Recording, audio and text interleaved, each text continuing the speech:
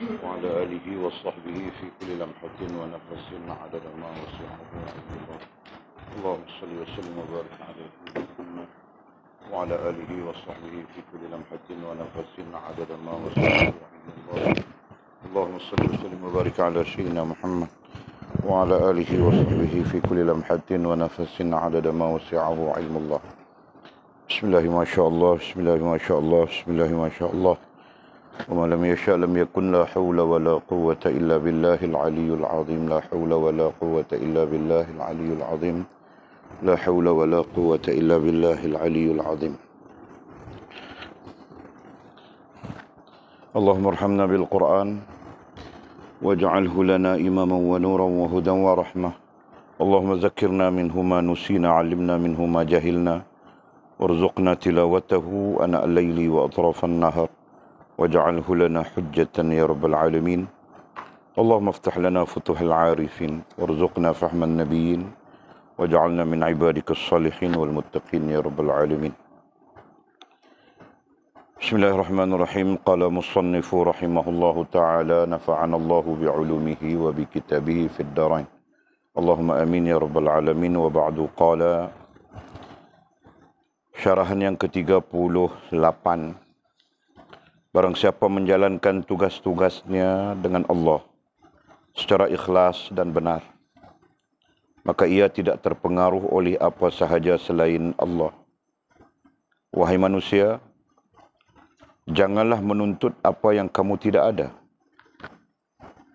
Bertauhidlah kepada Allah dan jangan sekutukan Dia dengan apa sahaja. Jadikanlah diri kamu matlamat, yakni target bagi anak panah takdir yang akan mengena diri kamu, bukan untuk membunuh tetapi untuk mencederakan.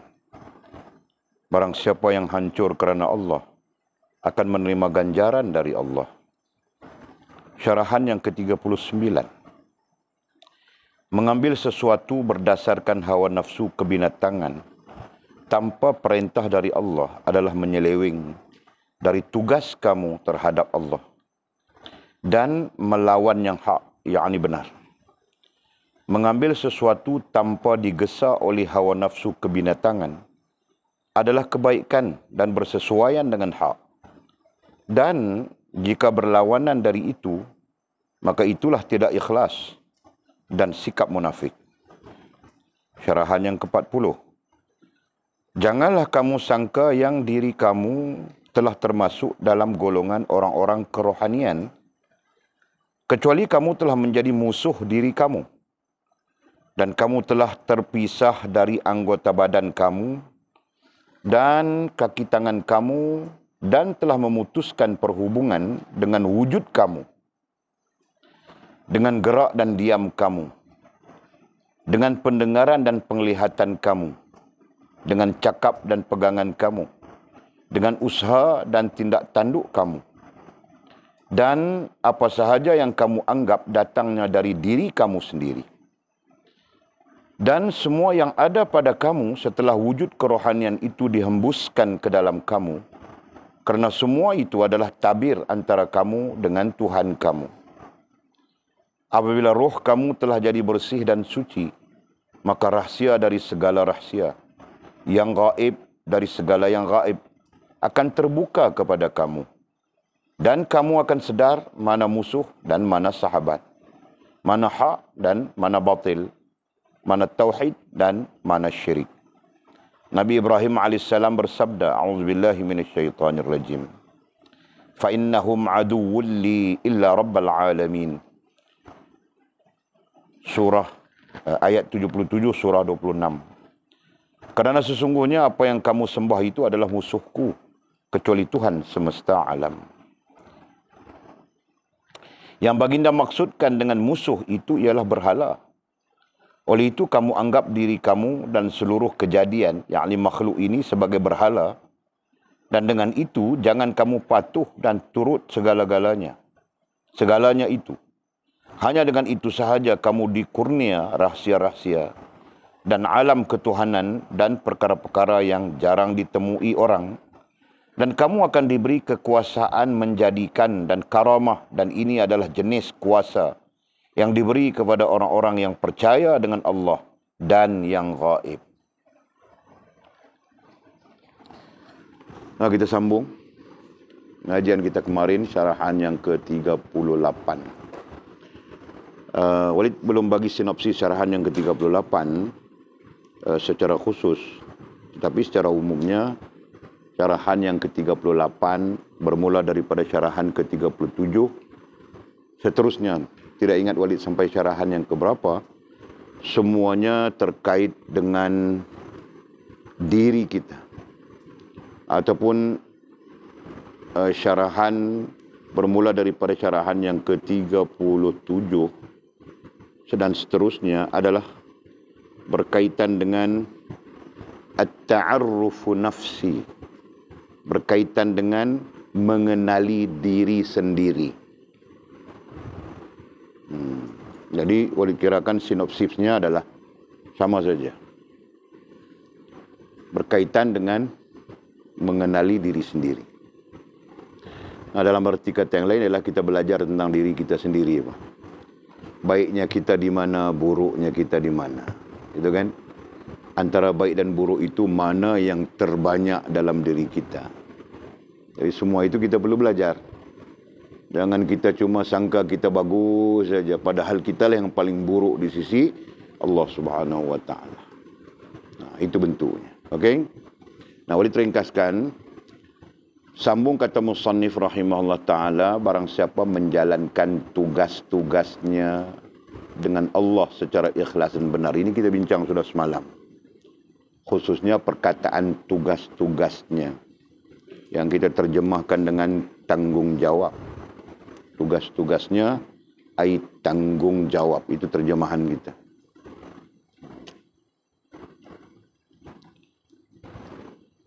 Maka ia tidak terpengaruh oleh apa saja selain Allah, apapun tidak akan dapat mempengaruhinya melainkan Allah Subhanahu wa taala. Nah, kenapa apapun tidak dapat mempengaruhinya? Kerana dia menjalankan tanggungjawab. Nah, bila kita sebut tanggungjawab, dalam bahasa Arab disebut taklif. Betul kan? Dalam bahasa Arab disebut taklif. Orang yang terikat disebut mukallaf. Mukallaf artinya orang yang dipertanggungjawabkan. Menjalankan tanggungjawab itu dipanggil taklif. Betul kan? Nah, itu bahasa Arab. Jadi, taklif, pemahaman kita ya, taklif, yang dimaksudkan dengan taklif itu adalah iman, Islam dan ihsan. Dan bentuk perkembangannya, akidah, ibadah dan adab. Kan? Dan seterusnya sampai ke penghujungnya rububiyah, menyempurnakan rububiyah, menyempurnakan uluhiyah dan menyempurnakan ubudiyah. Nah, itu sifat taklif. Fahamkah? Nah, sifat dasar kepada taklif. Nah, sekarang kita bincang sikit ya. Ini tidak kurang penting hal ini. Taklif. Taklif, mukallaf. Nah, taklif ini apa tadi kita bilang? Taklif adalah tanggungjawab. Mukallaf adalah orang yang dipertanggungjawabkan. Taklif, tanggungjawab. Mukallaf, orang yang dipertanggungjawabkan. Okay? Nah, di bawah mukallaf itu ada 3 perkara. 3 perkara yang menjadi dasar ya. Iman, Islam, ihsan. Ini 3 perkara yang menjadi dasar. Okey? Tetapi 3 perkara yang menjadi dasar ini tidak berlaku. Tidak berlaku. Melainkan dengan apa? Nah, mau tunjuk di sini tanggungjawab besar ini. Melainkan dengan ilmu bah. Nampak? Nah. Taklif tanggungjawab, mukallaf orang yang dipertanggungjawabkan. Apa yang dipertanggungjawabkan? Iman, Islam dan ihsan. Okey. Nah, untuk menyelesaikan taklif ini, untuk menyelesaikan taklif ini, kita bilang taklif sekarang taklif ini, tanggungjawab ini, perkara yang paling menjadi dasar, menjadi apa ya, menjadi penghubung penting kepada iman, Islam dan ihsan adalah ilmu. Dan ilmu ini akan merujukkan kita kembali kepada dua hal ya. Patutnya di bawah ya, dua hal. Satu, Quran, dan kedua, sunnah.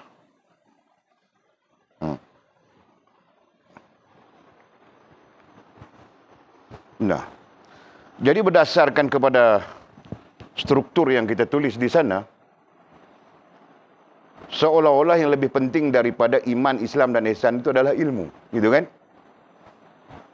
Nah, sebab itu para ulama mengatakan taklif besar kepada umat, kepada kita orang Islam, kepada umat Islam itu adalah taklif ilmu. Tanggungjawab ilmu. Ada kan? Dan rasionalnya ilmu itulah yang melepaskan kita daripada kejahilan. Ilmu itulah yang membolehkan kita bertanggungjawab, menjalankan tanggungjawab, gitu kan? Jadi bagaimana kita menjalankan tanggungjawab tanpa ada ilmu? Apalagi hal-hal yang terkait dengan akidah, yang kita tidak boleh taklid sama sekali. Ya kan? Nah itu. Boleh faham tak? Jadi, perkataan kita tadi adalah tugas. Nah, itulah tugas kita. Boleh menambah penjelasan. Kemarin boleh jelas sudah. Iman, Islam, ihsan. Nah, di antara iman, Islam, ihsan itu mau sampai kepada kesempurnaan adalah ilmu. Nah, tugas kita adalah ilmu. Itu pertama-tamanya. Nanti kalau kita susun, jadi kalau begitu apa tugas kita? Nah, ini nomor satu. Kan? Yang sini semua nomor dua. Paham kah? Kan? Dan keseluruhan ini, sempurna ini, nomor tiga. Macam itu.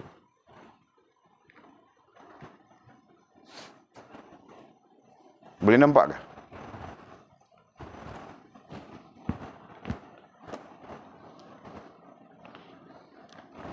Okey.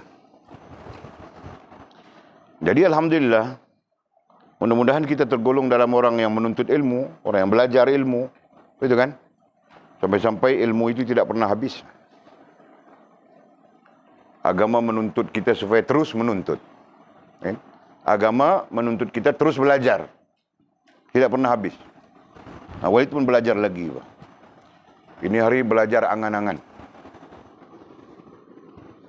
Duduk di atas kandang kambing itu walid angan-angan saja. Duduk di situ sambil minum kopi. Kambing ada 200 ekor. Dalam pagar tu. Lembu ada 200 ekor. Mizi mau belah kaldai 20 ekor. Jadi angan-angan saja. Angan-angan pun kau perlu belajar kan? Faham ke Jul? Okey. Barang siapa menjalankan tugasnya, tanggungjawabnya dengan Allah. Dengan Allah. Pun boleh jelaskan sudah kemarin. Kan? Maksud dengan Allah adalah hak-hak Allah Subhanahu wa taala. Dikatakan dengan Allah kerana kita menjalankan urusan ubudiyah. Disebut dengan Allah, dengan Allah. Kenapa dengan Allah? Tidak boleh dengan yang lain. Nah, kerana kita menjalankan urusan ubudiyah. Namanya iman kah, namanya Islam kah, namanya ihsan kah, itu adalah kita menjalankan sifat kehambaan kita, gitu kan? Nah, jadi kita sampai bila-bila tidak boleh jadi raja. Sampai bila-bila? Sampai hari kiamat, sampai bangkit di depan Allah Subhanahu wa taala. Nah, kita tetap menjalankan urusan kehambaan. Nah, kesimpulannya adalah kita mau benar-benar menjadi hamba Allah Subhanahu wa taala. Kita mau betul-betul menjalankan peranan sebagai seorang hamba kepada Allah Subhanahu wa taala. Nah, itu. Jelas ke? Okey. Secara ikhlas dan benar jelas sudah. Maka ia tidak terpengaruh oleh apa saja selain Allah. Oleh kerana adanya ilmu, nah di situ penting ilmu bilang tadi. Oleh kerana adanya ilmu pengetahuan dan dasar kepada ilmu itu adalah Al-Quran dan Sunnah Nabi, maka dia tidak akan terpengaruh oleh apa sahaja selain Allah. Nah, itu ketika itu makhluk tidak akan mempengaruhinya, tidak dapat mempengaruhinya. Benda tidak akan dapat mempengaruhinya. Itu kan? Lain-lain selain daripada Allah Subhanahu wa taala tidak akan dapat mempengaruhinya, melainkan Allah Subhanahu wa taala. Sekarang kita telefon pun sangat besar pengaruhnya. Itu kan? Duit pun sangat besar pengaruhnya. Itu ini yang sifatnya benda dan makhluk sangat besar pengaruhnya. Sampai-sampai Allah Subhanahu wa taala pun tidak mempengaruhi kita sebegitu. Kan? Nah, Walid sebut bahawa itu diri Walid. Kamu orang setuju ke tidak setuju, Walid mana tahu. Kan? Mungkin Mizi tidak ada yang mempengaruhinya daripada makhluk melainkan Allah Subhanahu wa taala. No. Kan? Bersih dia. Suci bersih dia, masya-Allah. Mungkin kamu orang pun serupa. Nah, tapi Walid, masya-Allah, la haula wala quwwata illa billahil aliyil azim. Masih benda mempengaruhi, masih makhluk mempengaruhi. Itu. Dan Walid mohon pada Allah Subhanahu wa taala dalam perjalanan mau mati, mau pulang kepada Allah ini, kalaupun Walid tidak sempat sempurna, Allah kira Walid berusaha. Mudah-mudahan. Nah, kau tidak apa sudah, Miji, sempurna sudah. Kan? Okey. Wahai manusia bilang. Jadi kalau Syekh Walid, wahai manusia saja, di situ dia bincang 2 jam. Memperkenalkan kepada kita manusia itu siapa. Kan? Dan sekurang-kurangnya kamu orang tahu sudah manusia itu apa. Kan? Tahu tak? Nah, manusia itu apa, Fas? Ha? Nah, pertanyaan Walid ringkas saja, manusia itu apa?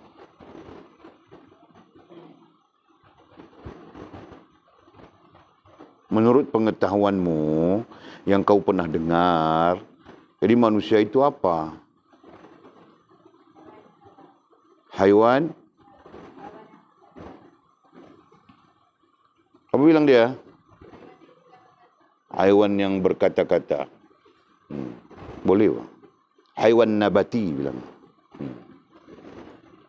Itu sebahagian daripada pengetahuan Fas. Ada lagi kah? Manusia itu apa, Anju?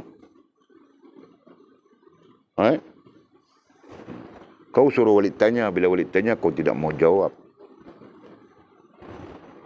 Haiwan. Manusia itu apa, Rantau? Menurut pengetahuanmu?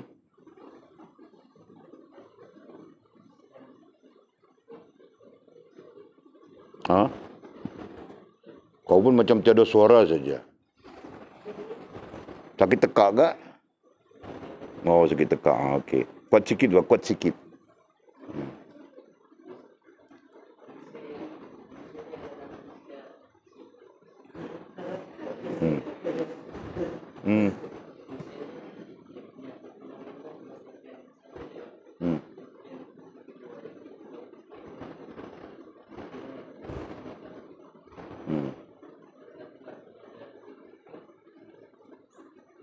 Itu perkembangannya. Walid tanya manusia itu apa?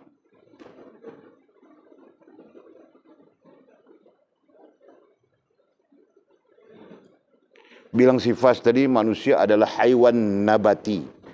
Haiwan yang boleh berkata-kata. Nah, itu sesuatu yang memang dikatakan oleh para ulama. Al-Imam Al-Ghazali rahimahullahu ta'ala dalam kitab Ihya, dalam kitab Minhaj menyebutnya begitu. Jadi maksud Imam Ghazali itu perbezaan di antara manusia dengan haiwan yang lain hanya boleh berkata-kata. Itu saja. Yang lain sama. Makan. Nah, kalau kita makan, kambing pun makan kan? Nah. Tidur. Kalau kita tidur, kambing pun tidur. Mandi saja kita mandi, kambing tidak mandi. Tidak boleh mandi, musim hujan dia demam. Gitu kan? Nah, dalam arti kata yang lain, tabi'inya sama saja. Karena itu, Imam Ghazali rahimahullah ta'ala mengatakan manusia pada dasarnya adalah haiwan nabati ataupun haiwan yang boleh berkata-kata. Nah, jika ada lagi pandangan lain yang pernah kau dengar tentang manusia,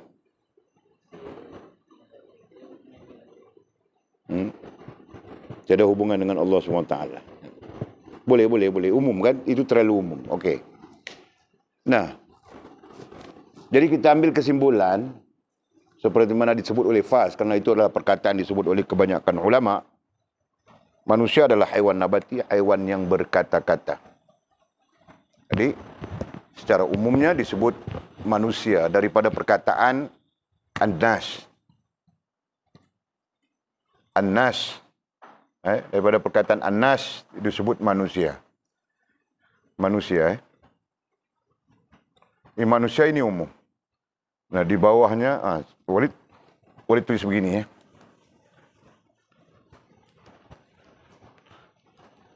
Walid suka tulis dari bawah. Ini di sini An-Nas. An-Nas bermakna manusia, maknanya sama saja, manusia.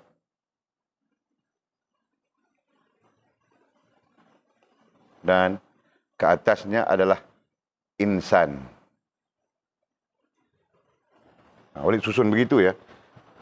Rendah ke tinggi. Okey, An-Nas ini, nomor 1 ini, adalah manusia pada tahap rendah.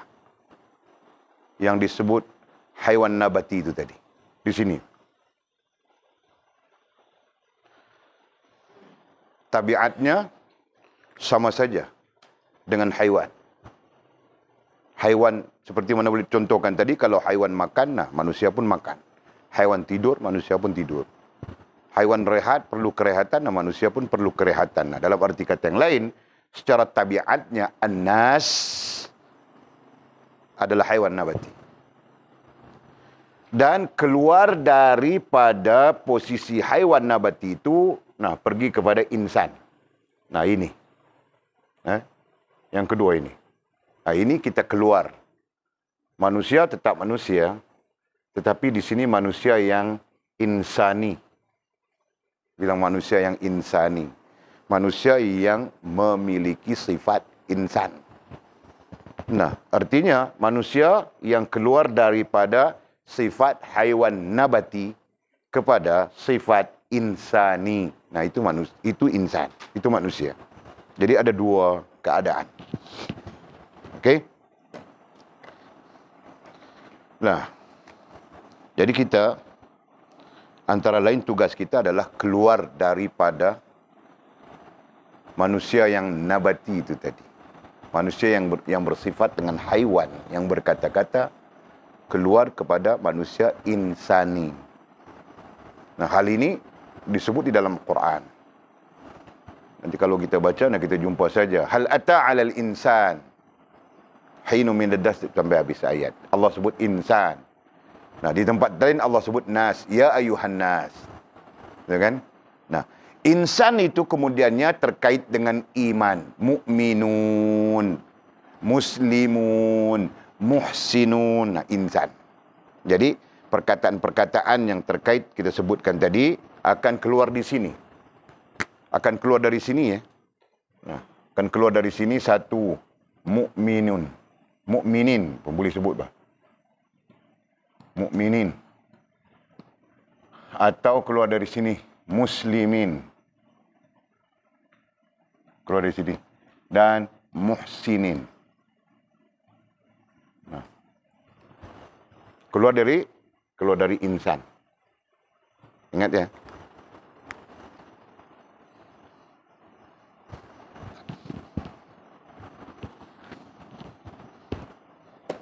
Nampak kah? Boleh faham kah? Siapa yang tidak faham tanya ya. Nah, kita mengaji peringkat sekarang peringkat master sudah. Peringkat master. Munster. Okey. Nah, wahai manusia. Nah, panggilannya manusia. Jadi, mahzufnya yang tersembunyinya sama ada manusia itu haiwan nabati.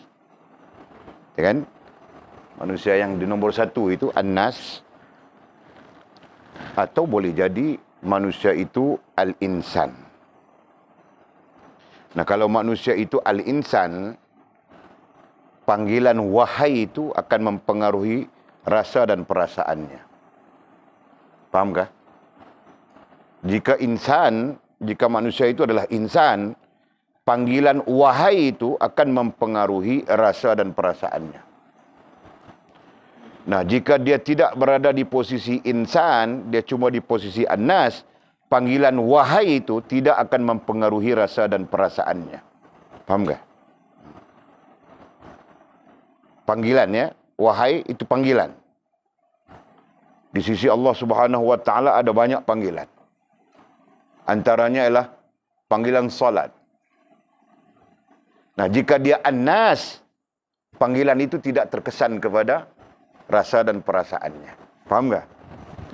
Nah, jika dia insan, panggilan itu akan terkesan kepada rasa dan perasaannya. Nah, begitu. Faham tak? Jadi kita bina diri kita supaya menjadi insan. Supaya kita terkesan dengan panggilan-panggilan Allah. Banyak di dalam Quran itu panggilan-panggilan. Ya ayyuhalladzina amanu itu panggilan. Kan? Ya ayyuhal insan itu panggilan. Nah, kalau kita faham kaedah tafsir, setiap yang Allah sebut ya itu merupakan panggilan. Begitu juga Allah memanggil manusia secara umum.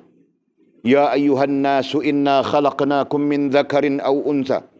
Nah, Allah mau memberitahu kepada manusia an-nas itu tadi, tentang maha kuasanya, maha agungnya, menciptakan manusia berpasang-pasangan. Ya ayuhan nas, wahai manusia, inna khalaqnakum min dzakarin aw unsa. Sungguh kami telah menciptakan kamu berpasang-pasangan daripada lelaki dan perempuan.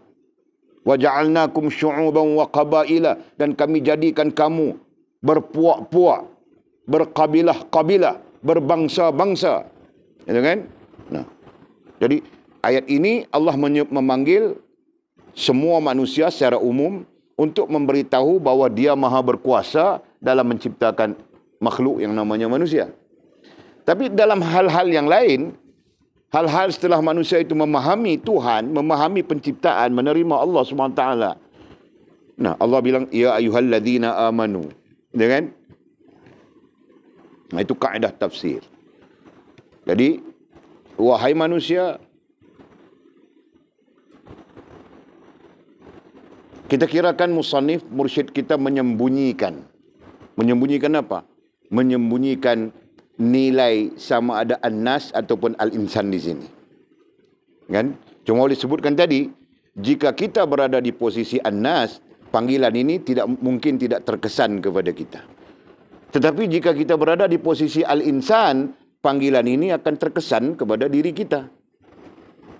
Bahkan bukan saja panggilan ini, panggilan Allah yang selalu kita dengar itu akan terkesan kepada diri kita. Faham tak? Jadi katanya, wahai manusia, janganlah menuntut apa yang kamu tidak ada. Janganlah menuntut apa yang kamu tidak ada. Menuntut di sini adalah berkemahuan.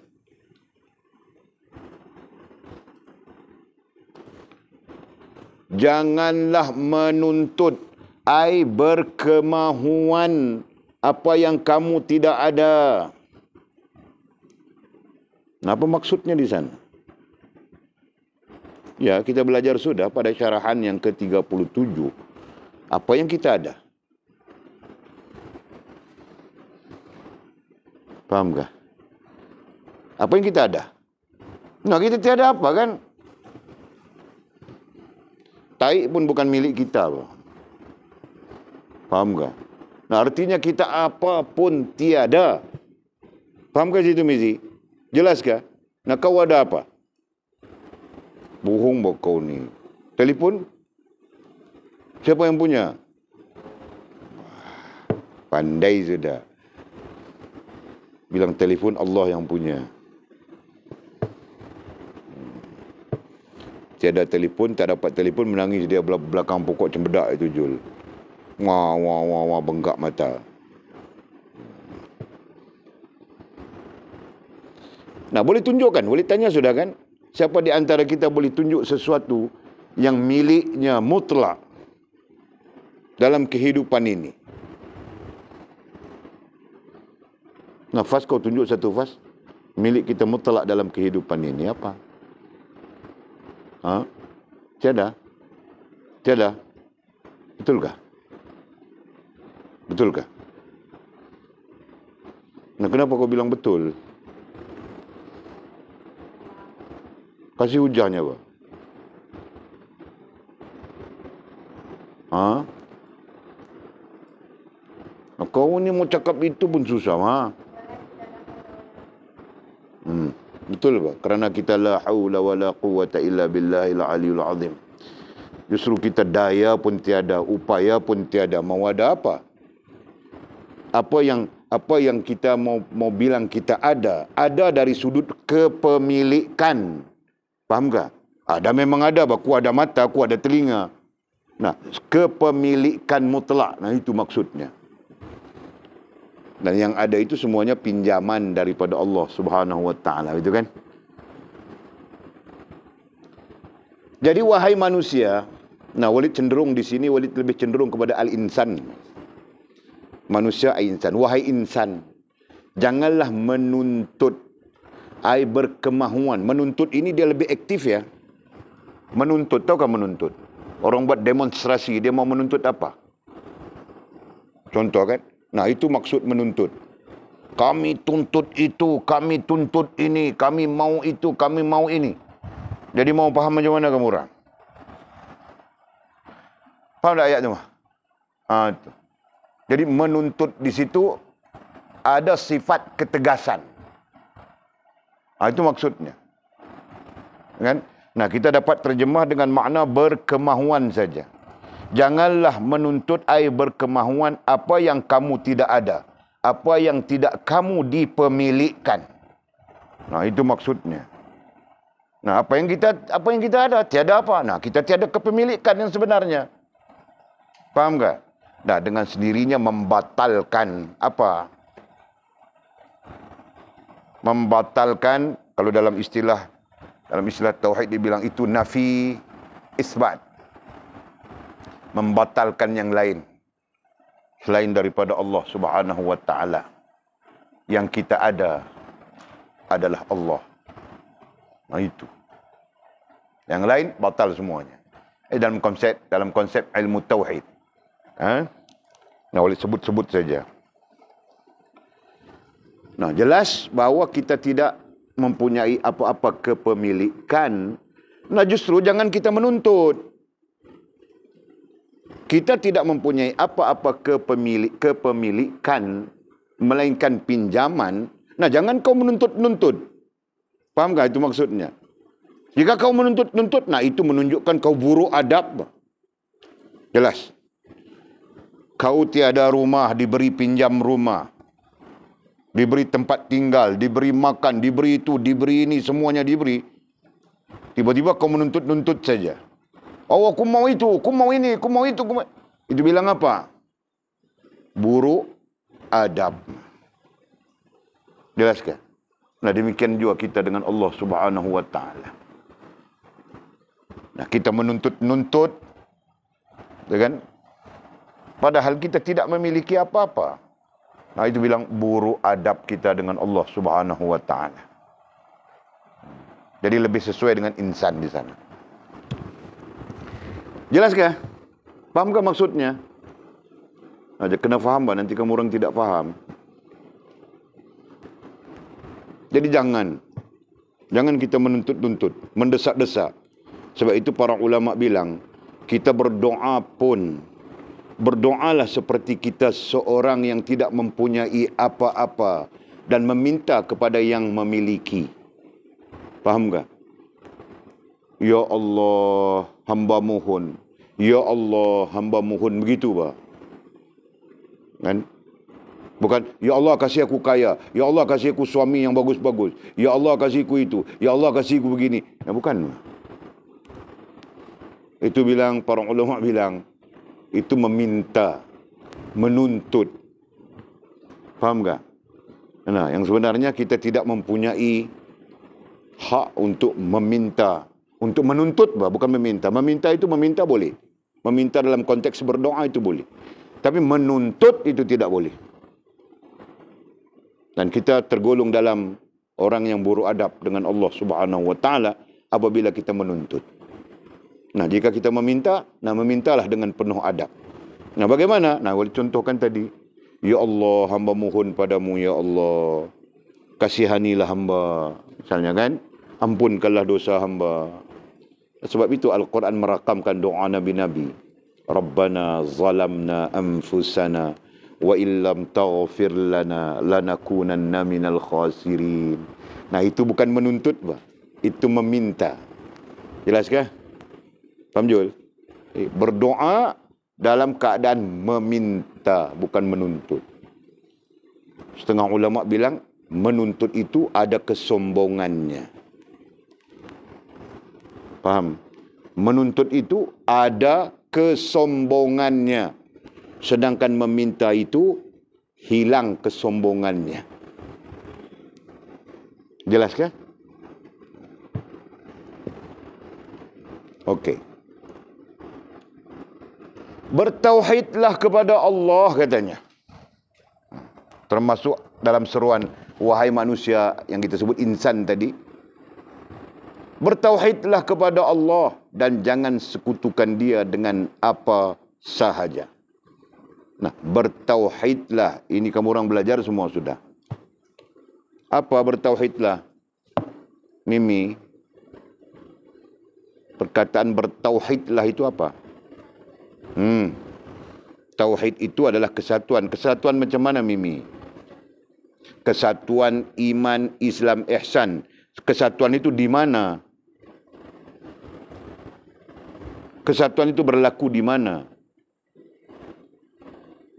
Berlaku di Sabah kah? Berlaku di mana? Nah, kau sampai tidak tahu di mana berlaku kesatuan itu. Berlaku dalam surau, berlaku di kandang kambing, berlaku di padang sana tempat tanam ubi, ladang ubi sudah sana ada. Berlaku di mana? Kesatuan itu berlaku di mana? Nah, kau terpinga-pinga saja, Mimi. Boleh tidak kasih tahu kesatuan itu berlaku di mana?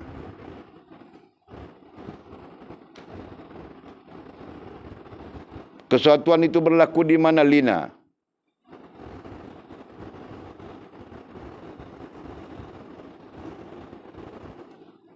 Kesatuan itu berlaku di mana, Anjung? Kuala Lumpur. Sungai Petani. Oleh pernah dengar bah kau cakap. Berdasarkan kau punya kumat kamit itu saja. Yahudi. Iya, tauhid, bertauhid artinya kesatuan iman, Islam dan ihsan. Itu jawab sudah oleh Mimi. Mimi selesai sudah hal itu. Tahukah? Nah, sekarang boleh tanya di mana kesatuan itu berlaku, di mana?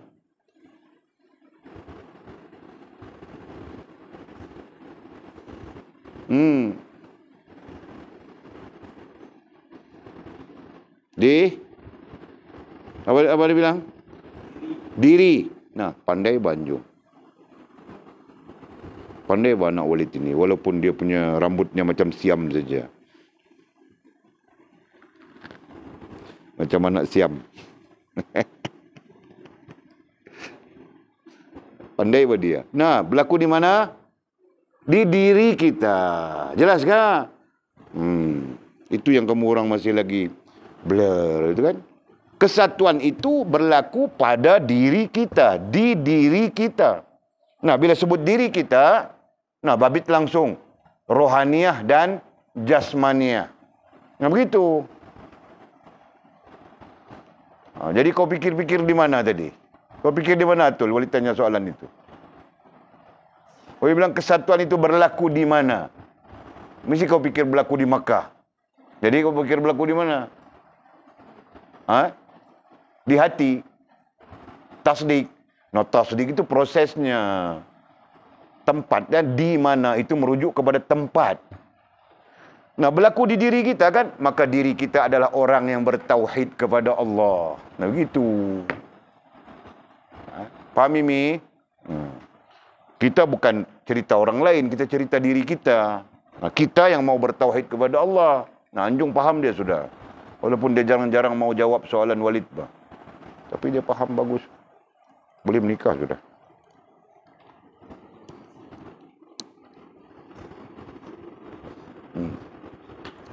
Okey. Jadi bertauhidlah kepada Allah. Mau Walid tunjuk lagi kah?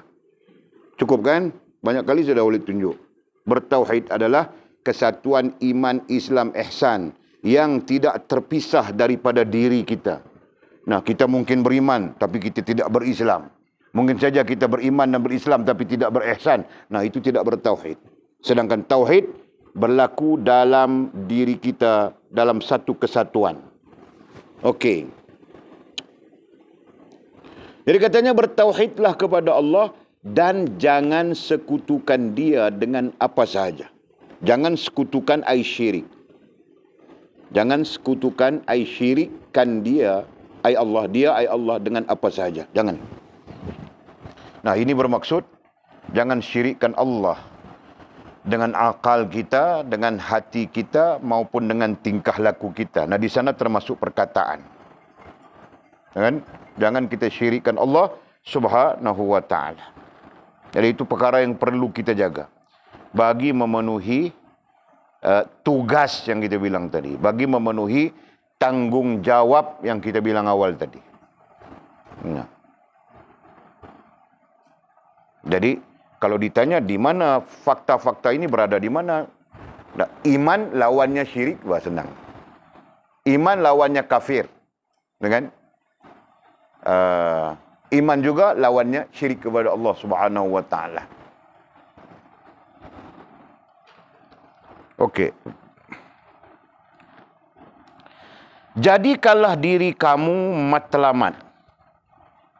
Jadikanlah diri kamu matlamat. Yakni katanya target bagi anak panah takdir yang akan mengena diri kamu. Bukan matlamat di sini. Jadikanlah diri kamu objek. Itu lebih tepat. Jadikanlah diri kamu objek. Target, perkataan target boleh pakai. Ini terjemahannya. Perkataan matlamat itu kita perlu hazaf. Nah, kita gunakan istilah objek. Objek pun bahasa Melayu juga kan? Objek daripada bahasa orang putih. Kemudian dimelayukan. Nah, asal kalau bahasa Melayu apa dia? Objek. Apa dia, Cik?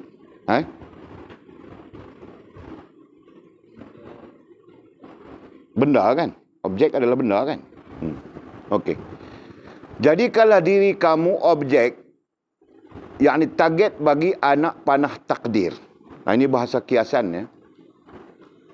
Jadikanlah diri kamu objek, yakni target bagi anak panah takdir. Anak panah takdir itu kiasan. Maksudnya diri kita menjadi objek yang menjalankan takdir. Nah itu. Jadi bagi anak panah takdir itu adalah diri kita yang menjalankan takdir. Iya, kita yang menjalankan takdir kan? Makhluk yang menjalankan takdir Allah Subhanahu wa taala. Jelas kah? Nah, takdirnya hari ini begini. Kemarin begitu. Ya kan? Kita menjalankan. Siapa yang berlaku itu? Oh, fulan bin fulan. Nah, itu manusia, itu makhluk, itu yang menjalankan takdir. Nah, ini termasuk makhluk Allah Subhanahu wa taala yang berada di sisi kita. Nah, semuanya menjalankan takdir Allah. Nah, hari ini petang kita hujan saja. Nah, berarti alam ini sedang menjalankan takdir Allah. Begitu kan? Langit sedang menjalankan takdir Allah, bumi sedang menjalankan takdir Allah, begitu. Dan kita pun sedang menjalankan takdir Allah. Berhujan saja, sejuk saja. Sakit kepala saja kena hujan, ya kan? Jadi katanya, jadikanlah diri kamu, jadikanlah diri kita ini objek bagi anak panah takdir. Bagi anak panah takdir itu majas ataupun kiasan kepada pelaksana takdir. Apa tadi boleh sebut? Ada ayat mula tadi, apa sebut? Pelaku takdir kan? Menjalankan takdir. Itu. Jadikan diri kita objek yang menjalankan takdir Allah Subhanahu wa taala. Begitu mudah. Kan? Jadi objek itu diri kita, yang lain pun sama saja. Kambing pun menjalankan takdir Allah. Lembu pun menjalankan takdir Allah. Hujan pun menjalankan takdir Allah. Angin pun menjalankan takdir Allah. Begitu. Siang malam menjalankan takdir Allah. Semuanya dalam keadaan menjalankan takdir Allah Subhanahu wa taala. Okey. Yang akan mengena diri kamu, di mana takdir itu akan melibatkan kita. Mengena diri kamu ai melibatkan kita. Melibatkan diri kita. Yang akan mengena diri kamu ai melibatkan kita. Bukan untuk membunuh. Nah, tadi dikias anak panah kan? Nah, bukan untuk membunuh. Sama saja takdir itu bukan untuk membunuh kita, menyusahkan kita. Tetapi untuk mencederakan. Tetapi takdir itu untuk mencederakan. Nah, makingkan perkataan mencederakan. Sebab istilah ini adalah istilah biasa, tetapi terkait dengan kerohanian. Nah, walid ulang ayatnya. Jadikanlah diri kamu objek, yakni target bagi anak panah takdir, ai menjalankan takdir yang akan mengena diri kamu. Apa yang kita sebut tadi? Melibatkan ya, yang akan mengena diri kamu, ai melibatkan diri kita sendiri, bukan untuk membunuh, ai bukan untuk membunuh kita, tetapi untuk mencederakan, tetapi hanya untuk mencederakan. Nah, istilah yang penting di sana adalah mencederakan itu. Nah, apa mencederakan? Nah, Allah menjadikan takdirnya itu, dan kita pelaksana takdirnya itu, dan dalam takdirnya itu ada perkara yang mencederakan rasa dan perasaan kita. Lazim begitu. Allah sengaja jadikan begitu. Faham kah? Walid sedang bercakap tentang perkataan mencederakan. Jadi mencederakan di situ maksudnya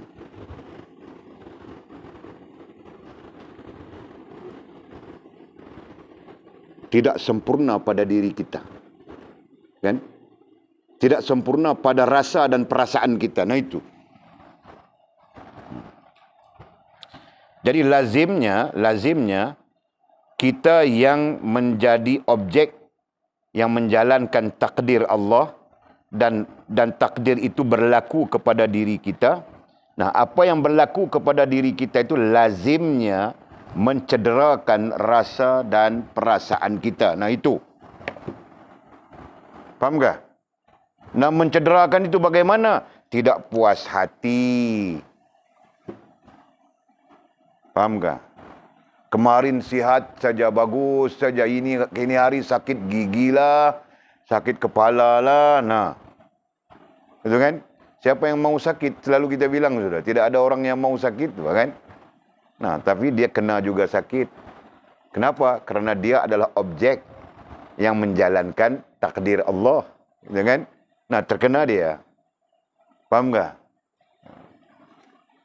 Kamu boleh faham kan ni? Ha? Sila kau sihat saja kan? Nah, mungkin besok kau sakit. Sakit apa-apa. Kau maukah sakit? Tidak kan?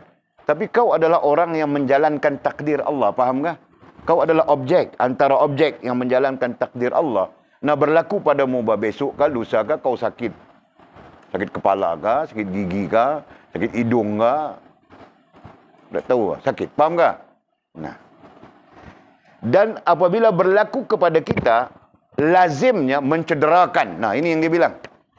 Takdir itu bukan tujuannya mau membunuh kita atau mematikan kita dalam bahasa majaznya.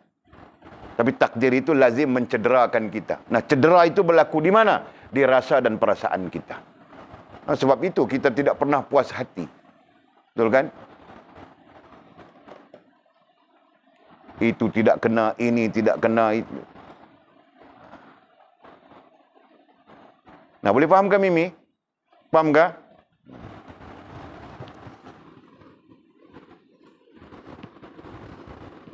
Kenapa Allah Subhanahu wa taala mentakdirkan, menjadikan kita objek yang menjalankan takdir?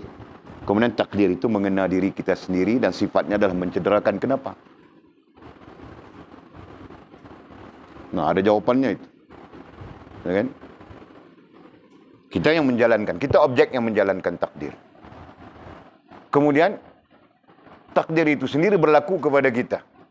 Dan sifat takdir itu mencederakan. Nah, kenapa? Boleh fahamkah soalannya? Faham soalannya? Tak faham soalan? Okey. Balik kepada ayat itu tadi kan. Kita adalah objek. Kita means makhluk sekaliannya. Cuma kita bercakap kita kerana kita sedang mengkaji diri kita sendiri. Jadi kita di situ manusia, haiwan, sekalian makhluk Allah SWT adalah kita. Dari segi bahasanya. Jadi setiap makhluk Allah SWT ni menjalankan takdir Allah. Boleh faham konsep menjalankan takdir Allah? Okey. Jadi kita contohkan tadi angin menjalankan takdir Allah. Jadi Allah mentakdirkan supaya ribut di laut, dia pun ribut di laut. Allah mentakdirkan supaya ribut di darat, maka dia pun ribut di darat. Betul kan? Allah mentakdirkan sepoi-sepoi bahasa, dia pun angin pun menjalankan takdir Allah, sepoi-sepoi bahasa. Mizilena daripada pagi sampai petang. Sepoi-sepoi bahasa, secu, sedap, tidur kan. Hari. Kan? Ataupun lena dari pagi sampai petang. Sepoi-sepoi bahasa. Contoh, kan? Faham tak menjalankan? Dan dalam pada kita menjalankan takdir Allah itu, takdir itu mengena kita. Berlaku kepada kita sendiri. Faham tu? Okey. Dan lazimnya takdir Allah Subhanahu wa taala hak kita yang jalankan kena pada diri kita sendiri, lazimnya untuk mencederakan kita. Nah, itu ayat. Perkataan yang jadi confuse di situ adalah mencederakan. Mencederakan maksudnya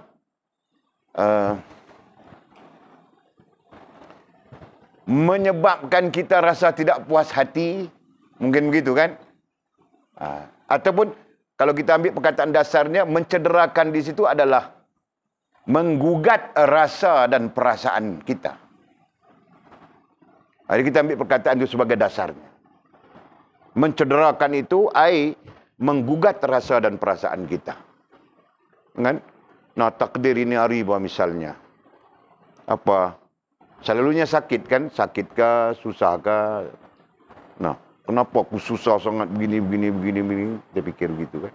Nah, itu mencederakan. Dan kalau kita faham Hakikatnya Allah memang mentakdirkan, dan lazimnya takdir itu mencederakan. Kalau kita faham perkataan itu tadi. Faham tak? Mencederakan apa kita aikan tadi? Menggugat. Menggugat rasa dan perasaan kita. Lazimnya. Lazim ai sering kali. Nah, kalau kamu orang tidak faham perkataan lazim maknanya sering kali. Sering kali menggugat rasa dan perasaan. Jelas ke? Nah, kita harap kita dapat bela ayam piru di sini. Bagus-bagus. Angsa di sini bagus-bagus. Nah, tiba-tiba orang curi ayam piru kita. Hari pertama saja masuk dok, orang curi sudah. Paham tak? Nah, itu takdir. Ustaz Asri menjalankan takdir Allah. Nah, hantar kepada kita pun menjalankan takdir Allah. Menjadi penerima di situ. Penerima. Paham tak? Nah, penerima. Belum cukup 24 jam, hilang sudah. Orang kejar, sudah tangkap, sudah di dalam kelapa sawit sana. Paham tu? Paham itu? Nah, jadi apa yang berlaku kepada kita? Cedera apa? Rasa dan perasaan kita cedera apa? Nah, itu istilah cedera. Jadi kau mau paham macam mana, kau pikir apa? Kan? Jadi perasaan kita tercedera di situ. Rasa marah, rasa tidak puas hati. Mula pikir kalau ku jumpa penyamun ini, ku potong tangannya. Pikir macam-macam. Kan? Lebih baik hidup, lebih baik mati daripada hidup. Kalau ku ada pistol, ku tembak saja. Malam kita pikir macam-macam. Kenapa kita pikir begitu? Karena itu adalah kecederaan pada rasa dan perasaan kita. Faham tak? Boleh nampak ke begitu? Kiaskanlah kepada hal-hal yang lain. Ada orang yang rasa dan perasaannya cedera, ditendang pintu sampai pecah-pecah. Dia mau geram itu, dia membeli pancing beg bergantung di pokok cempedak sana. Hari-hari dia teranjang pancing beg. Karena rasa dan perasaannya cedera. Gitu kan? Faham tak? Nah, faham belum? Encik dia faham tak, Encik dia? Boleh faham tak, Encik dia? Alhamdulillah. Boleh faham tak? Ha? Tak boleh faham, tak boleh faham tu isu tu. Jadi Walid harap kamu orang faham tu, konsep tu. Dan Allah Subhanahu Wa Taala dalam melazimi takdirnya begitu. Jarang ada yang kita akan berpuas hati. Faham tak? Nah, berdasarkan kepada firman Allah, innal insan khuliqa halu'a. Sungguh kami menciptakan manusia itu dalam keadaan yang serba tidak kena. Nah, itu bertepatan dengan Allah menciptakan manusia itu sendiri. Kan? Apalagi kita memahami dalam konteks diri kita ini. Nah, akhirnya kesimpulannya, diri kita lazim selalunya rasa tidak puas hati. Nah, itu bagian daripada kecederaan perasaan, rasa dan perasaan kita. Faham kah? Kau faham ke Lina? Mimi kau faham kah? Sofia kau faham kah? Okey, Faz. Semua orang faham kah? Jangan tidak faham. Nah, anak-anakku di sana faham ke tidak faham, aku tidak tahu. Nanti kita tukar, anak-anak mesti ada di depan sini. Anak mama-mama semua ada di depan sini. Ku mau anak bini, ku faham lagi. Senang. Duduk di sini. Biar ku tanya-tanya saja. Mau tanya orang lain nanti marah. Tanya Sheila pun marah. Tanya Anjung pun marah. Tanya Lina pun marah. Tahu bah marah kamu orang. Masuk dapur tu main baling-baling saja, mangkuk-mangkuk, pinggan-pinggan tu. Pecah aku tengok piring-piring tu. Semua tu marah aku tu. Aku tengok banyak sudah piring pecah-pecah itu. Nah, sekarang aku tanya anak-anak aku saja. Bolehkah? Nah, kalau kamu orang mau ditanya, nah daftar saja sebagai anak menantuku, bah.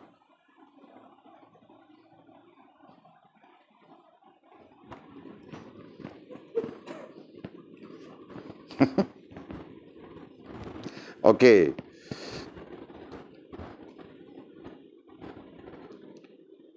Jadi sungguh kan, Allah Subhanahu Wa Taala memang mentakdirkan kecederaan rasa dan perasaan kita. Nah, persoalan Walid tadi, kenapa? Hal ini dibincangkan panjang oleh para ulama. Antara ulama yang panjang membincangkannya termasuk musannif mursyid kita Maulana Abdul Qadir Jailani rahimahullah taala sendiri dalam kitab Fathur Rabbani. Nanti kita akan sampai di sana. Dan yang lain daripada itu Imam Ghazali dalam Ihya, dalam Minhajul Abidin membincangkan hal yang sama. Begitu juga mutaakhirin, ulama-ulama mutaakhirin banyak, bahkan kebanyakan mereka membincangkan tentang ini dalam memahami diri kita terkait dengan takdir Allah Subhanahu Wa Taala. Faham tak? Jadi apa yang kita puas hati? Secara lazim kita bincang tadi kan, kita tidak puas hati saja. Apa yang kita puas hati? Coba kau kasih tahu. Boleh dikatakan banyak hal kita tidak puas hati. Betul kan? Nah, nampak relax saja, biasa saja. Nah, kita sudah mengajar diri kita menerima. Jika kita tidak mengajar diri kita untuk menerima, maka yang berdiri dalam rasa dan perasaan kita adalah tidak berpuas hati. Betulkah? Nah, itu saja. Subhanallah. Jadi soalan Walid tadi, kenapa Allah menjadikan begitu? Pikirkan, Pak. Satu sisi Pak Haji bilang ujian, yes. Kenapa Allah jadikan ujian begitu? Istilah lain kita bilang ujian, ya, betul. Ujian. Ada setengah ulama dia bukan bilang ujian, dia bilang latihan. Pada hakikatnya latihan, ujian sama saja, bukan? Kenapa? Why? Ada jawaban kah? Ada kamu orang mau jawab kah? Anjung, kau pandai bah? Sila jawab, Anjung. Anakku Anjung. Tahukah? Tahu kenapa? Tengok, kau tanya lagi. Walid ulang-ulang sudah soalan itu, banyak kali sudah. Tengok Anjungnya, cara belajar dia, tengok. Kau tanya Acik cerita kat dia soalan tadi. Nah, siapa mau jawab? Adakah? Betul. Nah, kau angkat tangan tadi, bah.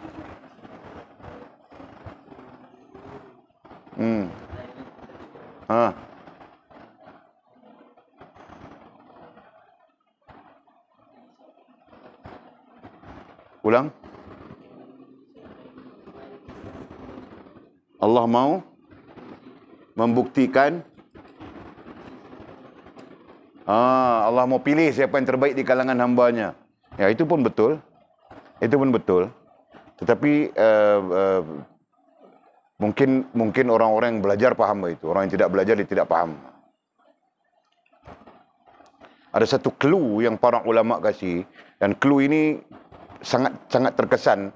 Kalau kita adalah orang yang insan, bilang tadi, sangat terkesan. Semestinya terkesan. Nah, bukan salah ya, yang kau sebut tadi itu bukan salah rantau ya. Allah mau memilih, sebab Allah pun bilang sendiri dalam Quran begitu. Tabarakalladzi biyadihil mulk wa huwa ala kulli syai'in qadir. Alladzi khalaqal mauta wal hayata liyabluwakum ayyukum ahsanu amala. Ayatnya itu, di situ. Alladzi khalaqal mauta wal hayat. Dia menciptakan mati dan hidup, hidup dan mati.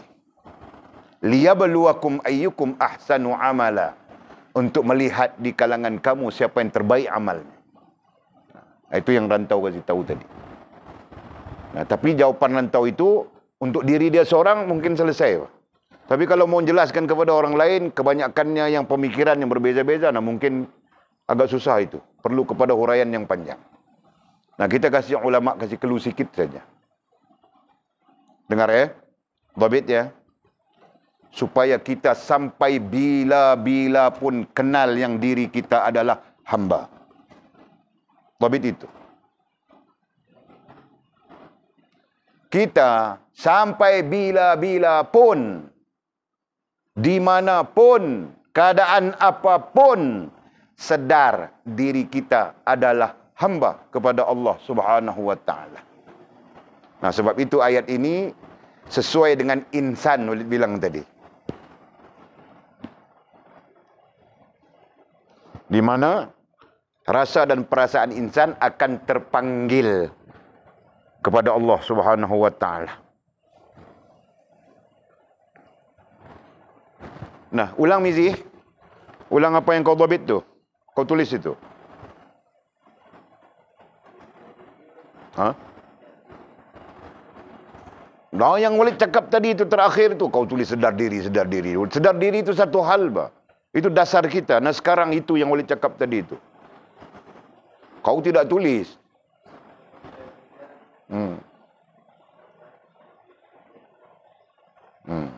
Ya, kau tulis kan? Kau tidak tulis kan? Nah, kau baca rantau kasih kuat-kuat macam seorang lelaki sejati. Tarik nafas dulu.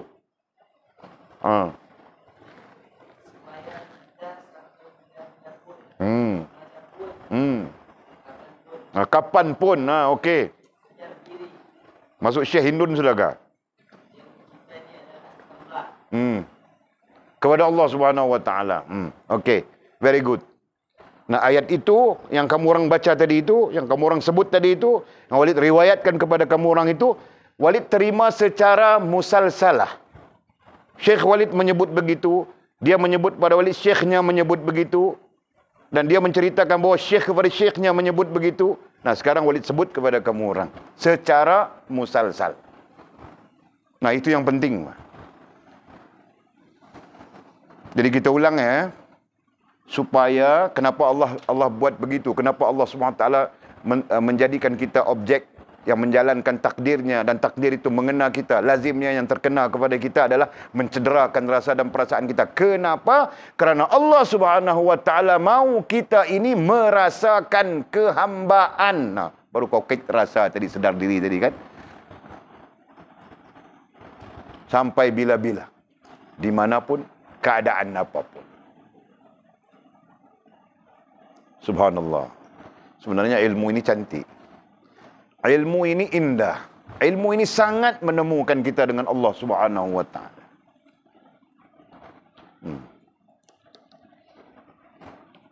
Okey.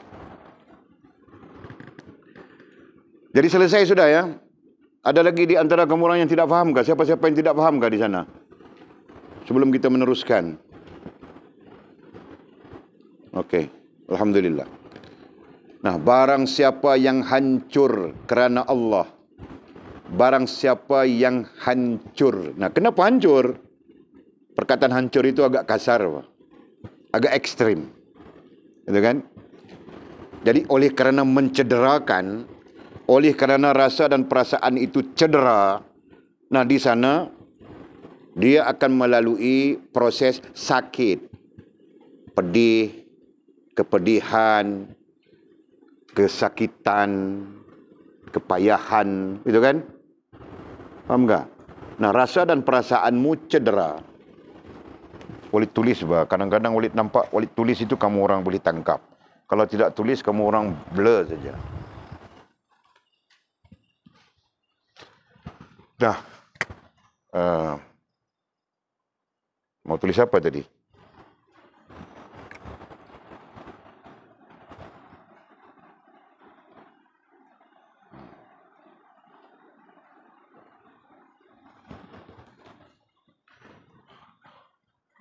Rasa. Nampak kah? Ni padam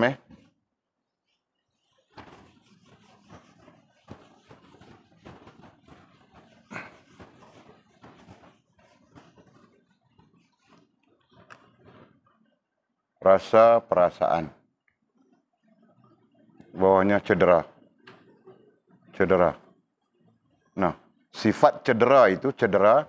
Sifat cedera itu luka, sakit, payah. Apa lagi? Sifat ya. Sifat perasaan itu. Ya, Majid dia nak tanya apa? Dia angkat tangan, ingat nak tanya. Okey, ini sifat kecederaan, rasa dan perasaan yang cedera. Kan? Sakit hati orang bilang. Kan? Jadi sakit, luka, sakit, payah. Lagi apa yang ada? Lazim. Sesak, kan? Sesak. Apa? Apa tu? Fras menungging. Boleh masuk mana-mana kah? Fras menungging. Frustrated. Boleh lah. Frustrated. Nah, tulis orang putih terus. Frustrated. Frustrated. Fras sudah lah. Fras. Lagi? Ada lagi? Kecewa kan? Maknanya kecewa. Nah, ini antara. Betul kan? Nah, ada lagi kah istilah yang perkataan yang mau masuk dalam konteks cedera ini? Perasaan yang cedera, rasa dan perasaan yang cedera. Benci. Keluar semuanya itu kan? Marah, nak marah. Mau cakap apa nak marah saja Walid tahu bilang, kan? Ini apa? Cedera. Nah, sama saja Walid menjalankan takdir Allah mengajar kamu orang. Nah, kadang-kadang Walid pun rasa dan perasaan Walid cedera juga dengan kamu orang. Betul, Pak. Sakit hati saja. Faham tak? Nah, ini Pak, sifat-sifatnya yang mungkin. Mungkinlah ini kita tulis mungkin sebahagian untuk menjelaskan cedera itu.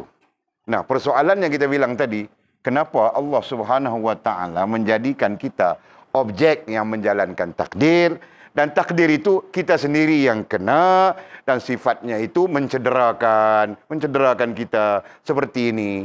Nah, soalnya tadi kenapa? Nah, jawapannya kita jawab sudah tadi kan?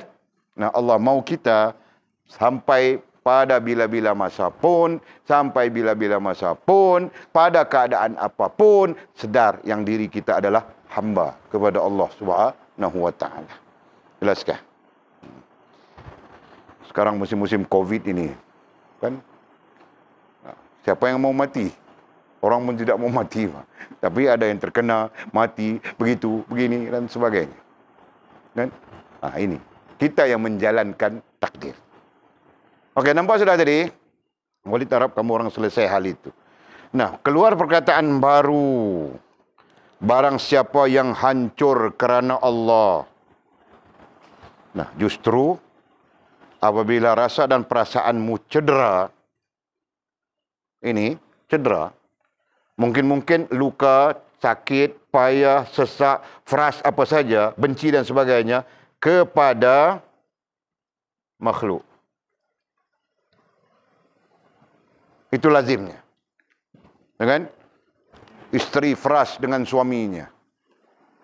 Boyfriend fras dengan girlfriendnya. Girlfriend fras dengan boyfriendnya. Itu kan? Partner fras dengan partnernya. Begitulah. Kan? Yang itu benci yang ini benci. Begitu keadaannya kan? Faham tak? Nah, semua itu adalah makhluk. Jadi, rasa dan perasaan kita cedera, yang sifatnya mungkin begini, kepada siapa? Kepada makhluk. Nah, apabila rasa dan perasaan kita luka, sakit, payah, sesak, fras dengan makhluk, barulah perasaan itu, rasa dan perasaan itu akan kembali kepada Allah Subhanahu wa taala. Faham tak?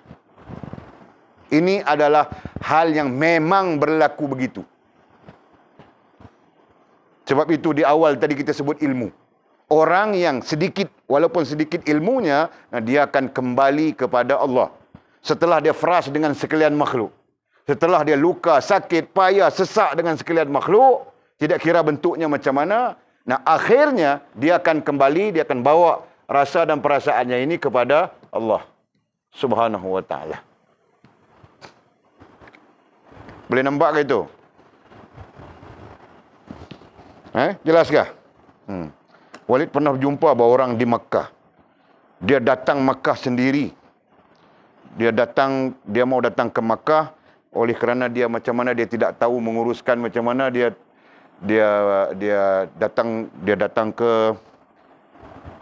pergi ke Turki kah? Daripada Turki dia apply visa, dia masuk ke Makkah. So, dia datang ke Masjidil Haram.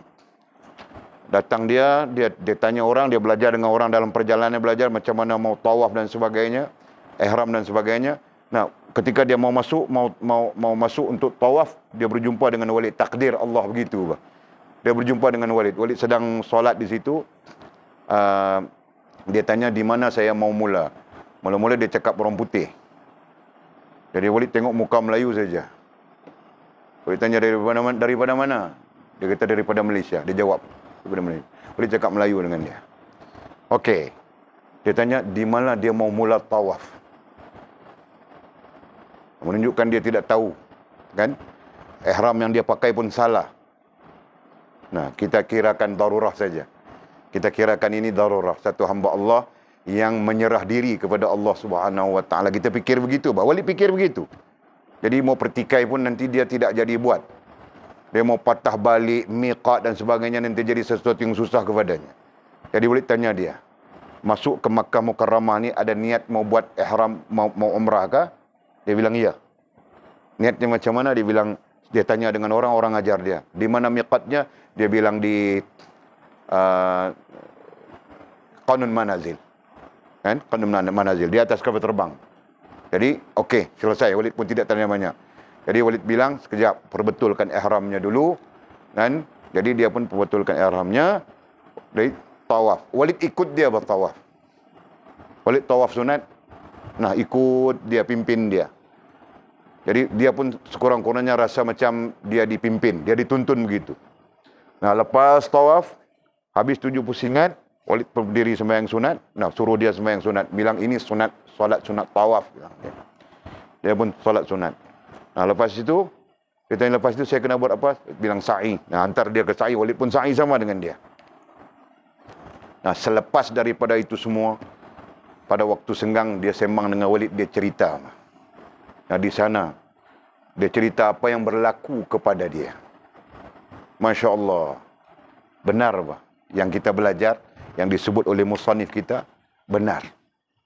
Rasa dan perasaan yang cedera. Cedera dengan perniagaan, cedera dengan isteri, cedera dengan anak-anak, kan? Semua. Jadi kalau kita cakap, dia datang ke Makkah, dia datang daripada Turki ke Makkah, tujuannya untuk menyerah diri kepada Allah Subhanahu Wa Taala. Boleh fahamkan maksudnya begitu? Nah, setelah rasa, seluruh yang dia ceritakan kepada Walid menggambarkan cederanya rasa dan perasaan dia. Faham tak? Nah, jadi cederanya itu terhadap siapa? Terhadap makhluk. Anak, isteri, harta benda, perniagaan dan sebagainya. Nah, itu makhluk semuanya. Kan? Nah, maka dia pun kembali bawa rasa dan perasaannya kepada Allah Subhanahu Wa Taala. Nampak? Nah, itu proses yang akan berlaku kepada semua kita. Faham tak? Cuma bezanya siapa yang teruk, siapa yang kurang teruk. Nah, kita ini orang susah, jadi kita kurang teruk. Kalau orang yang senang, nah dia lagi teruk, bah. Kan? Mati di tengah jalan pun ada. Bini lain lari, ikut lelaki lain, nah mati dia tengah jalan. Kawan Walid seorang, man. Datuk Ibrahim namanya. Datuk Malik Ibrahim. Datuk Ibrahim pula. Datuk-datuk semua tu.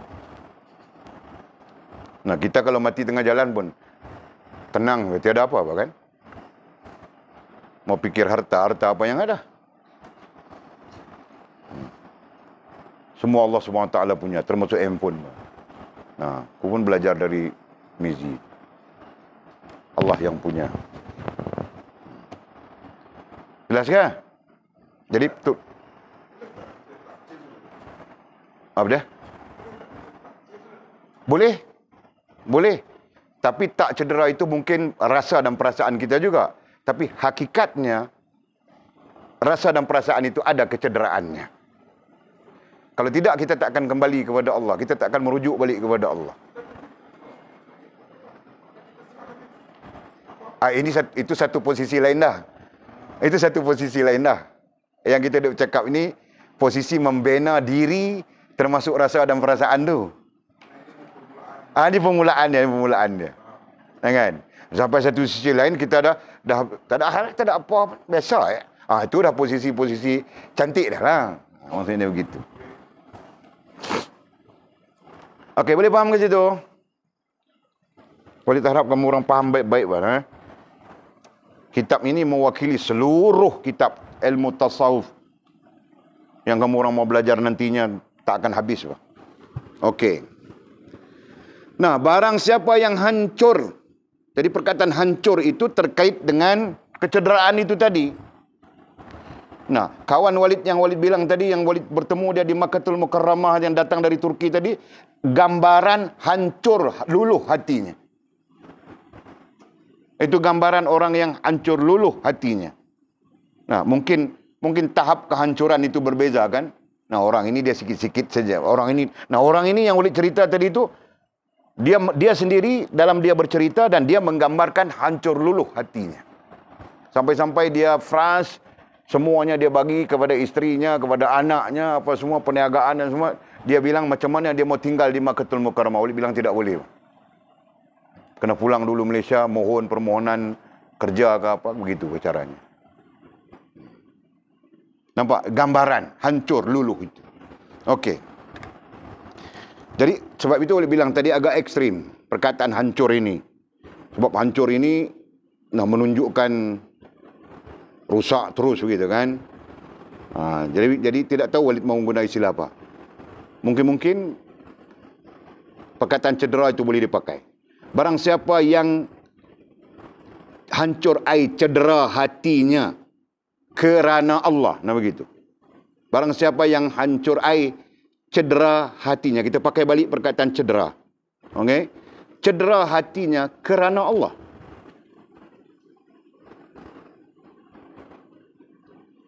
Barang siapa yang hancur cedera hatinya kerana Allah akan menerima ganjaran dari Allah Subhanahu wa taala.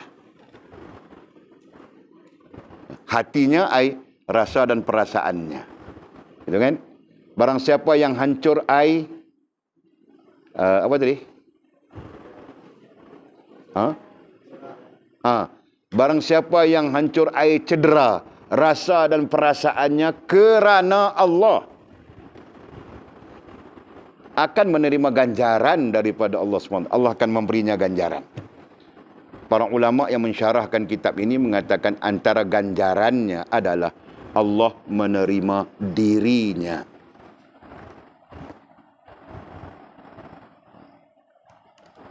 Jadi Allah terima diri itu berada di posisi ketiga, poin ketiga, proses hubungan dengan Allah Subhanahu wa taala, kan?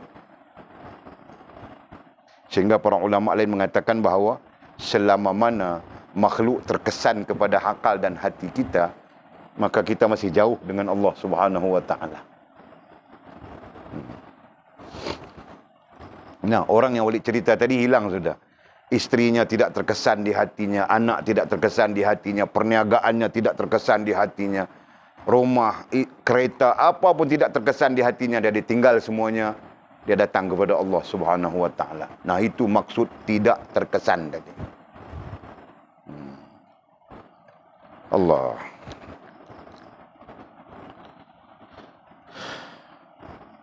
Jadi boleh sebut apa tadi? Menerima ganjaran dari Allah.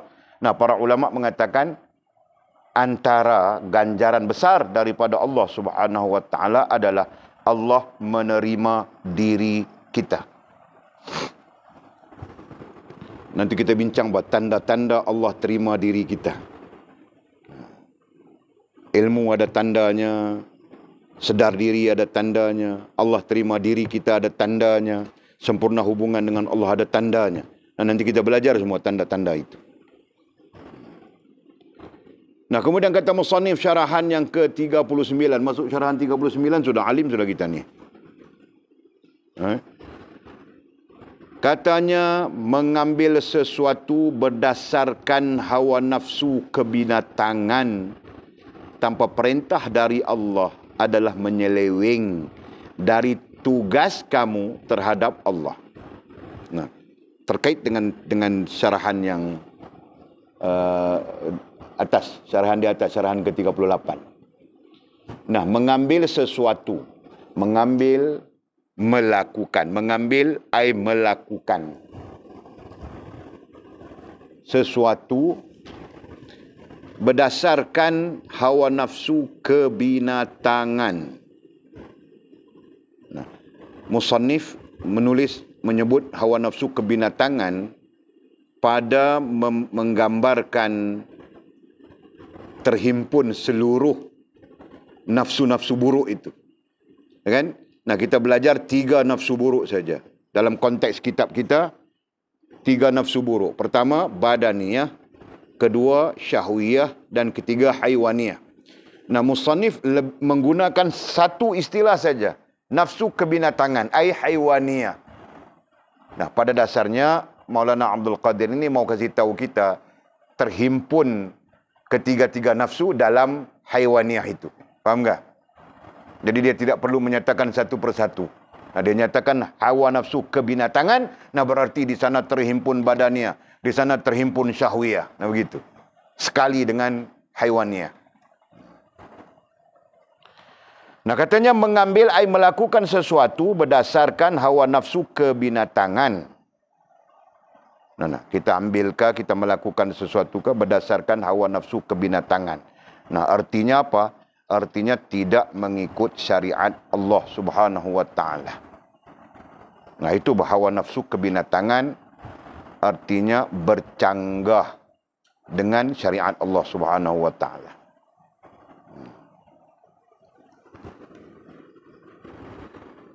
Tanpa perintah dari Allah. Nah, itu syariat. Tanpa perintah dari Allah. Jadi ayat itu selari saja itu. Berdasarkan hawa nafsu kebinatangan tanpa perintah dari Allah, ai syariat, adalah menyeleweng atau penyelewengan dari tugas ai tanggungjawab, dari tugas ai tanggungjawab kamu terhadap Allah. Nah, musannif mau menyatakan kepada kita penyelewengan terhadap tugas-tugas, penyelewengan terhadap tanggungjawab kita kepada Allah Subhanahu wa taala adalah dengan mengikut hawa nafsu. Nah, dia mau kasih tahu kita itu.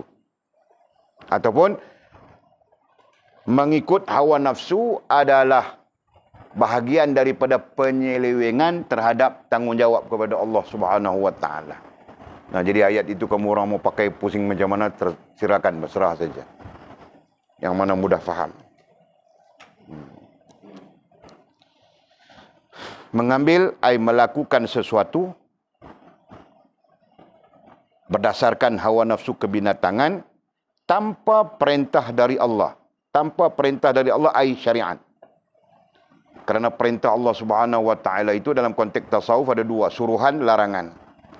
Dalam konteks kesimpulan syariat. Nah, syariat itu iman, Islam, ihsan.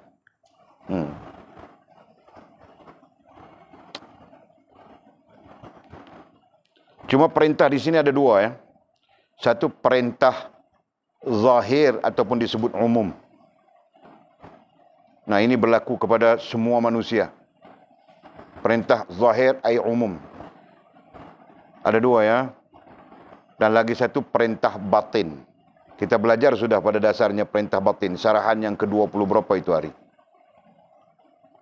Ada perintah batin. Ini untuk orang-orang yang khas. Orang-orang yang khas, khawasul khawas. Nah, di sana ada perintah batin. Ada syariat batin. Sifatnya batin. Nah, untuk orang yang umum, nah perintah zahir itu. Iman, Islam, ihsan, ataupun apa yang terkandung dalam Quran dan terkandung dalam sunnah Nabi SAW yang disepakati oleh para ulama. Nah, itu saja. Okey.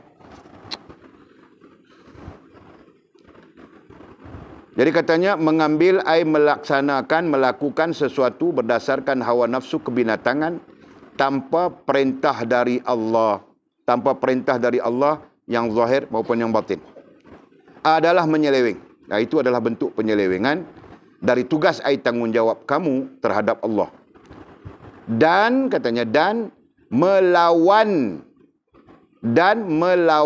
yang hak, yakni benar.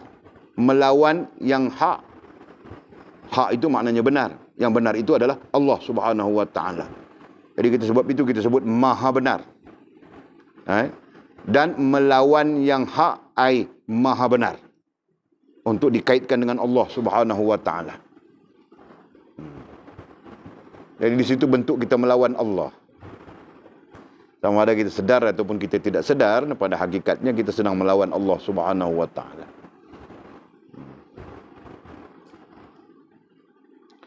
Dan kemudian kata musannif, mengambil sesuatu tanpa digesa oleh hawa nafsu kebinatangan. Boleh terus kah? Sikit lagi saja kan?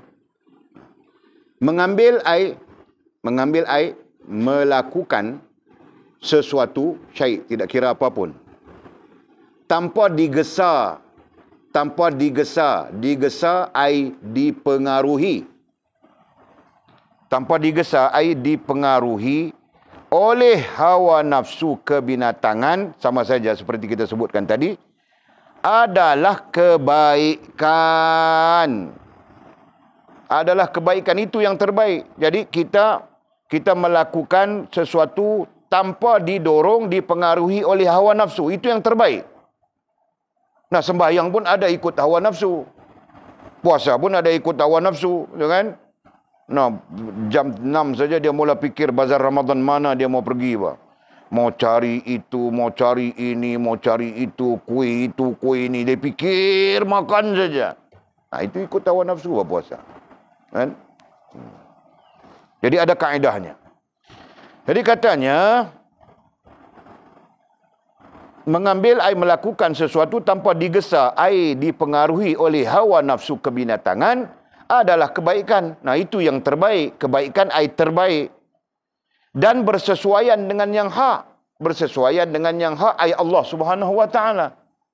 Bersesuaian istilah kitanya apa? Ngam. Nah, ngam kita dengan Allah Subhanahu wa taala. Jadi artinya apa? Nah, artinya kalau kita mau mendapat kebaikan dan ngam di antara kita dengan Allah, jangan ikut hawa nafsu. Nah, itu. Kenapa jangan ikut hawa nafsu? Kerana syariat itu datang dengan tertib yang benar. Iman ada tertibnya. Islam ada tertibnya. Ihsan ada tertibnya. Kan? Jadi tidak perlu kita ikut nafsu kita. Ada tertibnya, ikut tertibnya saja. Begitu. Okey. Maka itulah tidak ikhlas katanya. Dan jika berlawanan dari itu, nah, jika berlawanan dari apa? Berlawanan dari kebaikan dan bersesuaian dengan Allah. Ya kan? Bukan.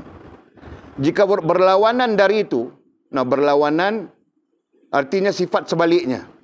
Berlawanan ai sifat sebaliknya. Kita dipengaruhi oleh hawa nafsu kebinatangan dan sebagainya. Nah, itu. Maka itulah tidak ikhlas dan sikap munafik. Maka itu gambaran kita sebenarnya tidak ikhlas dengan Allah Subhanahu wa taala. Nah, tidak ikhlas ya. Tidak ikhlas dengan Allah Subhanahu wa taala. Nah, sampai-sampai kalau kita bahas nanti, tidak ikhlas itu adalah tidak kerana Allah Subhanahu wa taala. Nah, jadi kerana lain nantinya. Okey? Dan selebihnya adalah sikap munafik. Kan? Karena Al-Quran menyatakan kepada kita, orang-orang munafik itu amalnya tidak kerana Allah. Amalnya kerana takut kepada baginda Nabi Muhammad sallallahu alaihi wasallam. Amalnya kerana takut dengan kelompok umat Islam yang semakin membesar. Nah, itu di zaman Nabi sallallahu alaihi wasallam. Amalnya itu takut dikata kepada mereka kelompok-kelompok yang menentang Nabi. Kelompok-kelompok yang melawan Nabi. Nah, mereka beramal bagus secara diam-diam. Nah, mereka ada komplot menentang Nabi Muhammad SAW. Nah, itu semua sifat-sifat nifaq. Dan orang-orang yang terlibat dengan sifat nifaq itu adalah munafik. Jadi kita perlu jaga. Takut-takut kita pun ada kemunafikan itu. Mudah-mudahan Allah mengampunkan kita. Mudah-mudahan Allah memberikan kita ilmu untuk kita membentuk diri kita dan menjaga diri kita daripada perkara-perkara yang merosakkan hubungan kita dengan Allah Subhanahu wa taala. Amin ya rabbal alamin bi barakati sayyidina Muhammad sallallahu alaihi wasallam. Kemudian kata musannif wallahu a'lam. Nah, besok kita masuk syarahan yang ke-40. Wah, laju kita syarahan 40 sudah. Nah, ada soalan kah?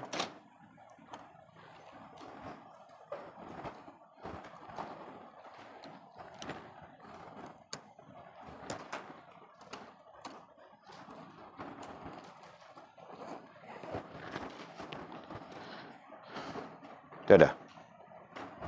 Sudah.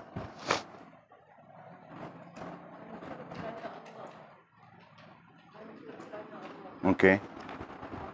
Tak faham. Hancur kerana Allah. Sebab itu kita sebut tadi perkataan hancur itu agak ekstrim. Jadi boleh saja kita sebut luka, terluka kerana Allah. Sakit kerana Allah. Pahit kerana Allah. Nah, perasaan ya yang kita lalui itu luka. Yang kita sebutkan tadi. Nah, kecederaan itu kemudian dia akan disebut dengan ayat dalam teks ekstrim itu tadi, hancur. Nah, hancur itu luka, sakit, payah, sesak, fras, atau apa saja. Itulah maksud hancur. Jadi, frasnya, lukanya, sakitnya, semuanya disebut kerana Allah. Kenapa kerana Allah? Kerana dia fras kepada makhluk, dia kembali kepada Allah Subhanahu wa taala. Hal ini berlaku secara fitrah. Kan? Boleh faham tu? Tak nampak jalan? Okay. I read one more time. Tak fokus macam duk bagi tadi tu.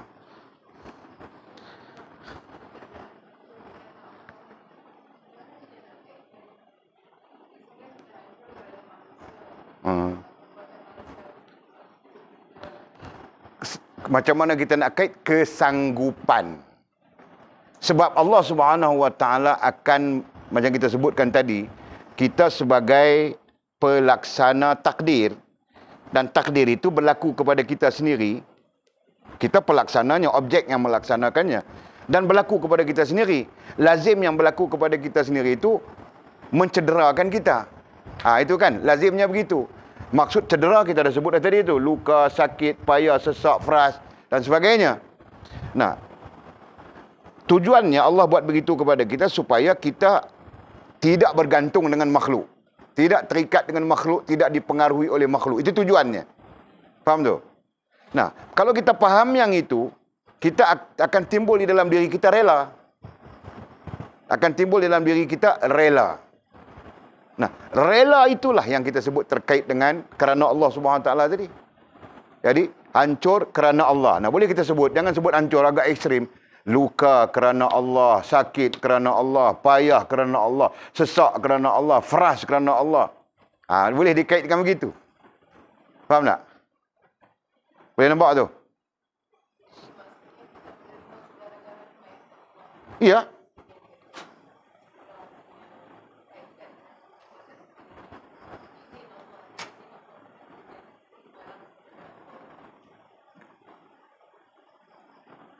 Ini agak melampaui satu kefahaman lah. Tak sampai lagi sebenarnya kefahaman lagu itu. Kalau kita nak kaitkan semua daripada Allah, semua daripada Allah. Tapi kita pun kadang-kadang kita punya silap, kita punya kekurangan, kita punya kelemahan. Nah, itu yang paling penting untuk kita nampak. Kita tak akan keluar daripada sifat sedar diri. Itu isu dia. Nah, kan? Jadi bila kita rasa dan perasaan kita cedera, luka, sakit, payah, sesak, fras. Nah, tidaklah bermaksud Allah Taala. Nah, kadang ada keadaan kita kena melihat kepada kelemahan diri kita apa, kekurangan diri kita apa, salah kita apa, tak betul kita apa. Dia kena macam tu. Itu mempengaruhi kita punya sedar diri. Sama saja. Nah, sedar diri nantilah menyebabkan kita meninggalkan kebergantungan dengan makhluk, pengaruh makhluk, dan menyebabkan kita bawa rasa dan perasaan kita kepada Allah Subhanahu Wa Taala. Itu sisi itu. Boleh faham? Boleh nampak? Kalau tak nampak, kena abang tak nampak. Ya. Balik kepada Allah Subhanahu wa taala. Ya. Jadi disitulah kenapa Allah Subhanahu wa taala menjadikan kita objek pelaku takdir, berlaku pula kepada kita dan mencederakan kita sendiri. Itu pasal dah. Supaya kita sedar diri, dan sedar diri itulah yang akan bawa kita balik kepada Allah Subhanahu wa taala. Macam tu. Clear? Blur. Okey. Okey, good. Ada soalan lain? Kalau tak faham, besok kita perjelas lagi. Ya, semuanya proses lah. Sebab itu kita punya dasar, kita habaq dah. Tak lari pada ilmu, sedar diri, Allah terima diri dan sempurna hubungan dengan Allah. Tak lari daripada konsep tu.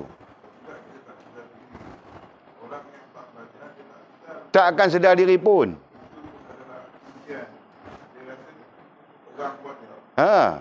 Orang buat naya dia. Dia puasa orang kenak dia. Jadi dia sentiasa beralih arah kepada makhluk. Ya? Betul?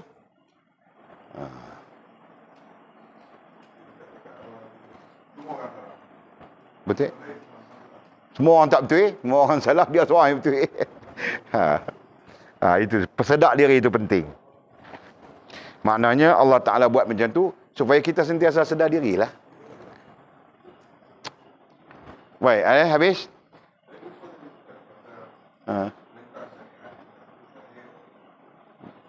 Zahir, perintah zahir, perintah batin. Bang Haji balik baca. Cek sekejap syarahan ke berapa? Syarahan ke berapa yang kita belajar perintah zahir, perintah batin? Syarahan ke berapa? 26 ke 27, betul lah?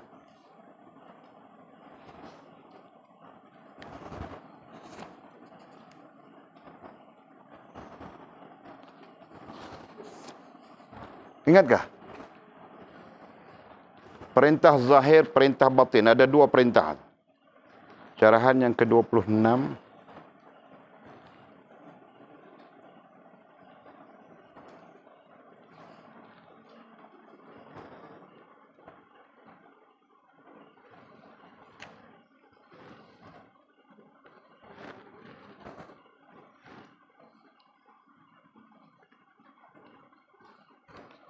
Abang Haji tengok syarahan yang ke-26, 27, 28. Betul, Abang Haji? Kuati balik lah tengok, insyaAllah. Perintah batin itu dia tak berlaku kepada awam lah. Dia tak berlaku kepada orang awam. Dia berlaku kepada orang khas, khawasul khawas. Kalau berlaku pada orang awam, dia mungkin mampu. Sebab perintah batin itu, jalur dia adalah ilham. Itu isu dia kan. Dia mesti ada muka surat Allah, tak lupa dah. Itu. Jadi kita belajar tentang ilham, dan di sana kita belajar tentang perintah batin. Jadi kalau awam ni duk pakai perintah batin, mampu. Dia jadi sopangan tu. Macam jadi. Okey. Habis nah. Bismillahirrahmanirrahim. Alhamdulillahirabbil alamin wassalatu wassalamu ala asyrafil mursalin sayidina wa maulana Muhammad wa ala alihi wa sahbihi ajma'in. Allahumma iftah lana futuhal arifin warzuqna fahman nabiyyin waj'alna min ibadikas salihin. Allahumma ihdinas siratal mustaqim siratal ladzina an'ama Allah minan nabiyyin was-siddiqin wasyuhada'i was-salihin.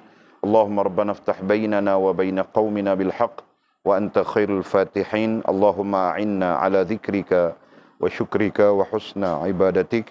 Allahumma faqihna fid wa 'allimna at-ta'wil. Allahumma faqihna fid din wa 'allimna at-ta'wil. Allahumma faqihna fid din wa 'allimna at-ta'wil. Wa sallallahu ala sayyidina Muhammadin wa ala alihi wa sahbihi wa baraka wa sallam. Alhamdulillahi rabbil alamin. Taqabbalallahu wa minna wa minkum.